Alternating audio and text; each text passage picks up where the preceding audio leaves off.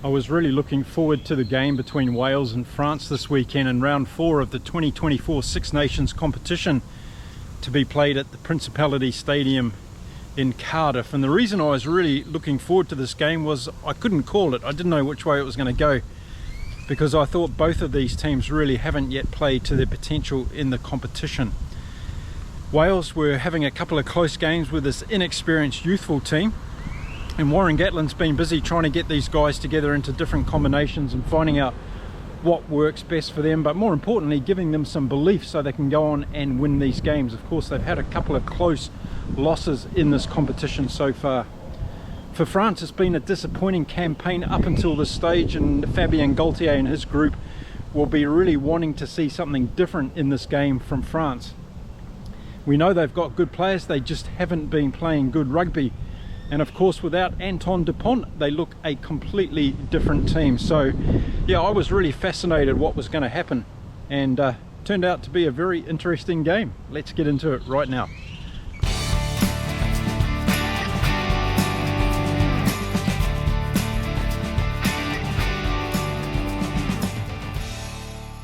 I'm sitting in the park again this morning and reflecting on what was a brilliant weekend of Six Nations rugby. And I know a few people have put in the comments that they've been disappointed with the Six Nations this year, and I wonder how they're feeling after this weekend, because it has been a really extraordinary weekend of rugby. I'm sure you'll agree with me on that one. Okay, I'm going to talk about the Wales versus France game today and a few things that I picked up on throughout this game that I thought were interesting.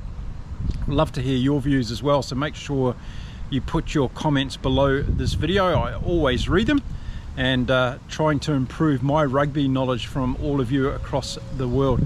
So it was a really interesting game for me before it started, this game, because Wales going into it had, again, nothing to lose, and it's been spoken about many times in the media and also online and all sorts of different channels about the rebuilding phase that this Welsh team is going through, and Warren Gatland is trying out a lot of different combinations. And this weekend we saw a new centre pairing, of course, for them in this game, with Watkin and Roberts coming in for Wales. No George North this weekend. So he was continually looking for new combinations that were going to work for this Welsh team, as well as positional changes within the forwards. For France, they've been disappointing, haven't they, so far in the Six Nations, and everybody's talked about how Antoine Dupont is missed from this team. But Fabian Galthié has got a great bunch of players. I believe they just haven't been playing good rugby. So was this going to be the game that unlocked their potential? We had to wait and see.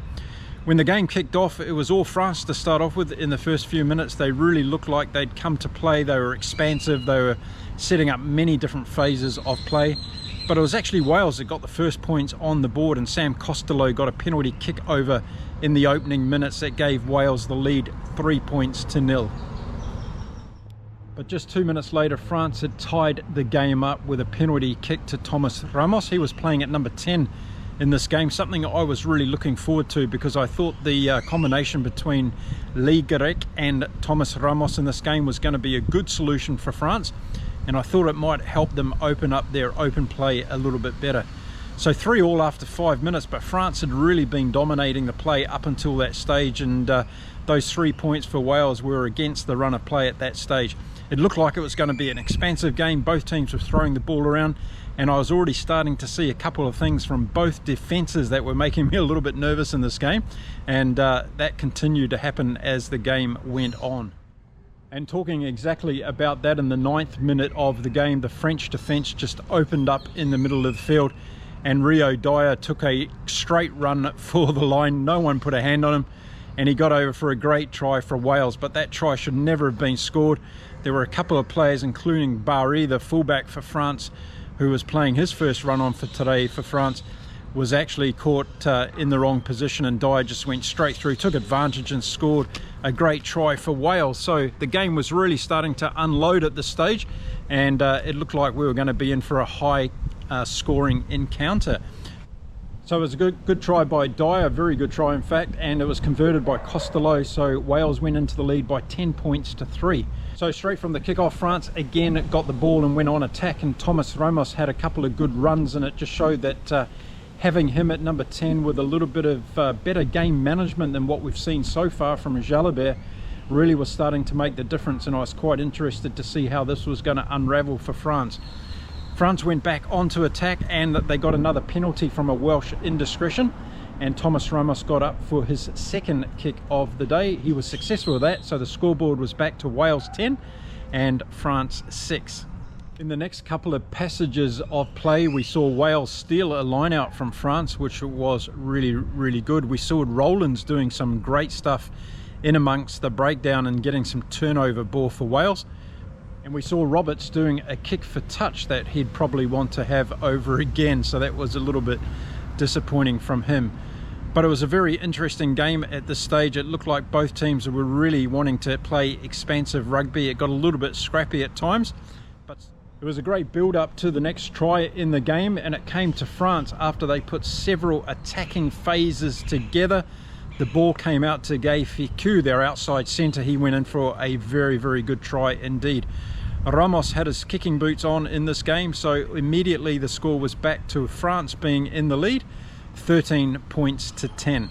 Wales weren't going to let France have it all their own way, and they came back on attack and put some really good phases of play together. And it was the halfback Thomas Williams that went over for a great try for Wales. So Wales back into the lead. Costello got the conversion over, 17 points to 13 Wales led as we were continuing through the first half. And one of the things that came out of this game so far for me was the defences were at a stage where the open running expansive play was possible, particularly close to the breakdown area, and that's where I saw the defences really falling off. So maybe Ramos in there at number 10 for France, not used to playing in that position for France, and having a different defensive system pattern. He wasn't on top of it early in the game.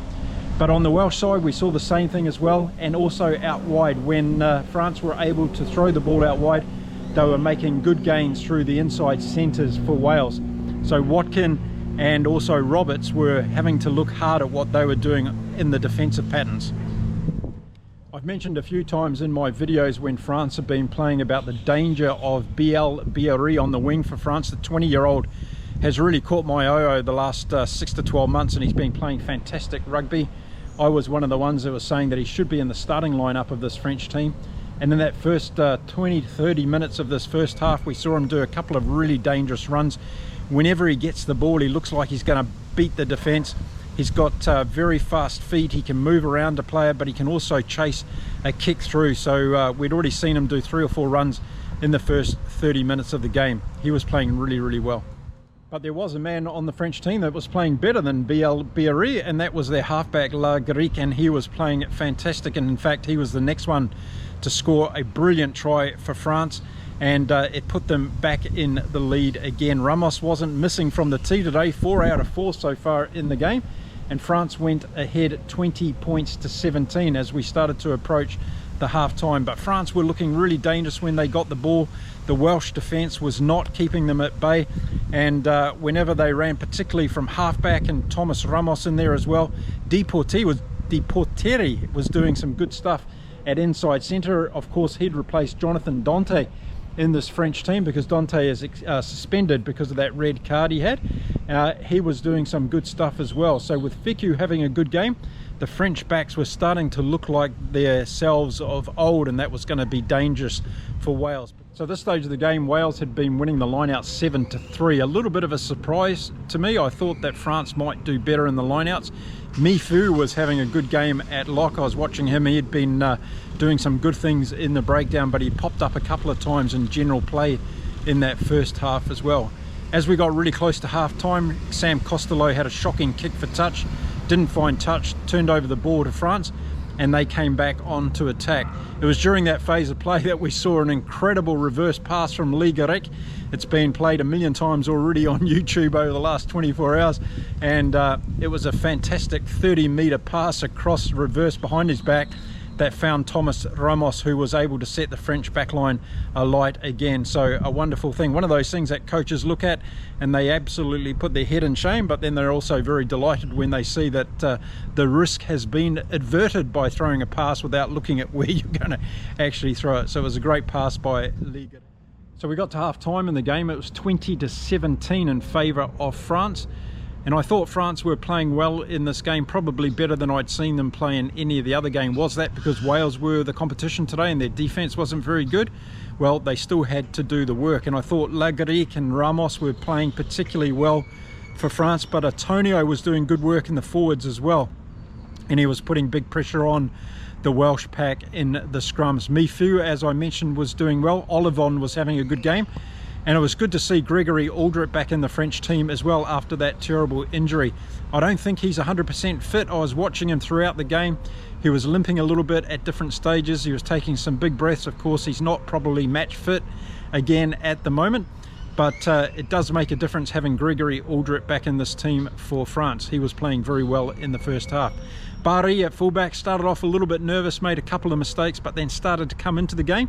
And I can see why people like this guy. He seems to have some potential at fullback. It's a bit of a funny game by the time we got to half time in this game, because there was a number of players that were having good games. I thought Thomas Williams was playing well for Wales. Costello was doing pretty good at number 10, although he made a couple of mistakes in that first half, but he was having big pressure on him as well. Rowlands was doing well in the forwards. The front row of Wales was under pressure from France, and I thought that's where they were getting on top of them. Wainwright was doing well, Raffle was doing well, and I thought in general across the field we were seeing a good Welsh performance, but it was such a seesawing game, and I just thought that came down to some defensive errors from both teams. The inside channels, particularly around 9 and 10 for both teams, were not being defended very well. And as a result of that, we saw Thomas Williams score that try against France. We saw Rio Dyer get that one against France as well. If there was good defensive patterns, those tries would never have happened. And I think the French tries were more of their expansive open play and multiple phases being put together. So it was Wales falling off the defence after they'd had multiple attacking raids put to their defence, and that was the reason they let in their tries. But it was a really interesting game. It was high scoring, and who knows what was going to happen in the second half. Were Wales going to get home for their first win in this year's Six Nations competition? Or were France going to be able to redeem themselves? We had to wait to find out. So with a game as close as this, obviously the team that scores first in the second half was going to have a little bit of an advantage, with France in the lead 2017 at half time. I thought if they scored a converted try early on in the second half, it was really going to put the pressure on this Welsh team. But it wasn't the case. It was Wales that came out fighting first in the second half, and they ended up scoring a really good try to Roberts on the left-hand side of the field. I thought he'd botched the try for a second because he spun in the tackle. He had a man outside him he could have passed through to get to the try, but he spun in the tackle, had to have a couple of moves to get the ball over the line, but he finally forced it down and was able to secure the first points of the second half for Wales. That put Wales ahead 22 points to 20 with the kick to come, and Sam Costello was good with the conversion. So just as we started the second half, Wales kicked out to 24 points to 20. Game on. What was interesting at this stage of the game, when I was looking at some of the stats afterwards, was then when Wales were going down into the 22 of France, they were coming away with more average points than what France were doing. They were averaging 7 points every time they got inside the French 22. On the other hand, France were averaging 2.4 points every time they got into the Welsh 22. So was that going to be a statistic that was really going to make a difference in this game? We had to wait and see. Now, one of the things that had interested me before this game got underway was Fabian Galthie's strategy to go with a 6-2 split for the reserves. He just had Luca and Mofana on the bench for the backs. In the forwards, he had the Taiafanua brothers coming on, which was going to make a big impact, and a big boy called Henri Combe. And we hadn't seen him before, so it was going to be really interesting. But around that 52nd minute mark of the second half, we saw Galthier go to the bench, and immediately we started to see the impact of these forwards coming on. It wasn't that the other French forwards were playing badly in this game, but this really took it to another level, and we had some big boys coming in making a big difference against a tiring Welsh team. Then also around this time, I thought we saw a pivotal moment in the game from a strategic point of view from Warren Gatland. It was probably one of the worst decisions I've seen him made as a coach. He decided to take Thomas Williams off and Sam Costello. Both of those players I thought were playing pretty well in this game. Costello had made a couple of mistakes, but I think Thomas Williams was doing really, really well at halfback. So to bring Davies on and to bring Johan Lloyd on at that stage of the game, I thought was a high risk chance by Warren Gatland, and I've really got to ask myself now in hindsight as well, why did he do it? After those changes had been made, France spent the next few minutes on deep on attack in Wales territory, and it really looked like they were going to score a try. They were throwing the ball across the field, they were making great advances towards the Welsh line, and certainly Wales got under a lot of pressure and they infringed in one of the breakdowns, getting a penalty kick. And France decided to take the points at that stage, which I thought was a very interesting decision. They had Wales under a lot of pressure. I thought if they'd put a scrum down and run the ball, they probably could have scored a converted try. But they decided, with Thomas Ramos having his kicking boots on in this game, that was a dead set 3 points for them, and that was the case. So all of a sudden we saw the score back to 1 point in favour of Wales, 24 points to 23. Still plenty of time left in the game, and I think that's why France made that decision. They thought they were starting to get on top of Wales, and with these new forwards on the field, I thought they were going to be able to break this Welsh team back and have a lot more chances of scoring more points. So with 20 minutes to go, it was a 1 point game, and then we saw something really extraordinary happen. In the last 20 minutes of this game, France scored 3 tries, and they were a couple of shockers as well. The first one went to Henri Combe, the big boy, got over very close to the line. We had to have a TMO decision on that one, but it was very clear that he got the ball down. And then we saw a bad kick from Davies at halfback for Wales, deep in defence on his own line, took too long to kick the ball. Romain Taiafanua charged it down, ran to the line and scored a good try. So again, Davies taking too long to clear that ball from his own line. And then in the dying seconds of the game, the replacement halfback for France, Luku, went over for a try, and that put the icing on the cake for France. So in the last 20 minutes of this game, Wales ended up getting thumped. I ask the question right now is, why did Thomas Williams and Sam Costello get taken off the field at that pivotal stage for Wales? I thought they were doing pretty well, and when we saw those new French forwards come on, it really made a difference in this game. France ended up winning the second half by 25 points to 7 with those 3 tries late in the game. They just blew the game out of the water for Wales. Wales were only able to score 1 try in that second half. It came in the early minutes, and it just showed that Wales have got a lot to do when it comes to closing out a game in the last 20 minutes of the game. They had the problem against Scotland, of course. They weren't able to run Scotland down in that game, and we've seen it again now against France. They just capitulated in that last 20 minutes. No doubt about it, France played very well. They upped their game in that last 20 minutes. The bench made a huge difference. We saw that forward emphasis, but it also gave the French backs an opportunity to put pressure, or more pressure, on the Wales backline, and that's exactly what they did. We saw a different Wales team when Johan Lloyd and also Davies came on. There was no doubt about it. There wasn't the control there. Lloyd's passing was very slow. He got caught on a couple of occasions going backwards, and France took advantage of that. So a French win in this game, 45 points to 24 in the end, after it being 24 to 20 in favour of Wales early in the second half. I've been really interested to hear your comments on what you thought about this game. I thought this was a much improved performance by France, but I thought Wales did themselves no justice in that last 20 minutes. So a lot of this can be put down to French good play. Their bench made a huge impact in this game, and a couple of their players really stepped up. Thomas Ramos only missed 1 kick from the tee in this game. He got 8 out of 9 and was very, very successful, and he's always dependable from the kicking tee. I thought he had a good game at number 10 as well. He really opened up this French backline. De Porteri was good at number 12, and we saw Gay Ficou play one of his better games for France in the 13 jersey. Damien Penaud had a really good game. We saw him do some dangerous runs, particularly in the second half when France started to get a little bit more expansive ball, and Biel Berry was also tremendous throughout the game, and Bari came into his own in the second half. So the French backline, for me, they did it, and I think Fabian Galthie needs to stay with these guys to play against England next weekend in their final game in this year's Six Nations competition. I thought the French forwards that came on in the second half were outstanding. Taiafanua brothers did really, really well, but I also want to give credit to where credit's due in the first half. Antonio had a big first half, and he won a couple of decisive scrums in the game for France in the forwards.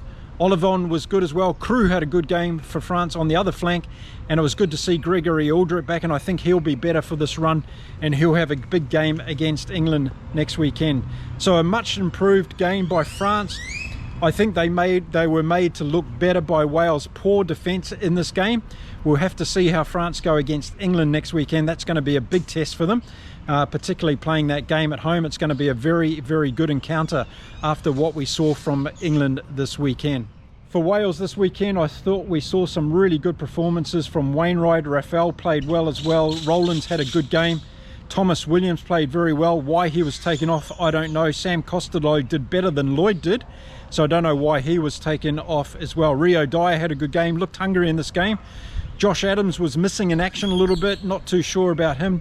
Watkin and Roberts had a good game. Roberts had that try scoring, but again, these guys need to play more often together for them to really have their combinations going, and I think that's what's needed in this Welsh team. Cameron Winnett had a little bit of a quieter game at fullback, although he was put under pressure when France were running the ball at the Welsh defence as well.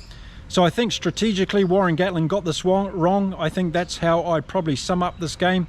Whether or not Wales would have won could have been a different story, because I think that French substitution decision around the 50th minute mark of the game made a huge difference in the game, and we saw them run in those 3 tries in the last 20 minutes.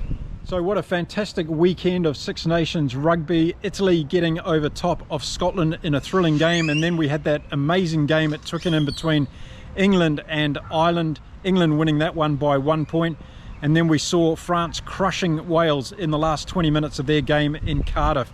So it sets us up wonderfully now for the last weekend, next weekend, of the Six Nations competition.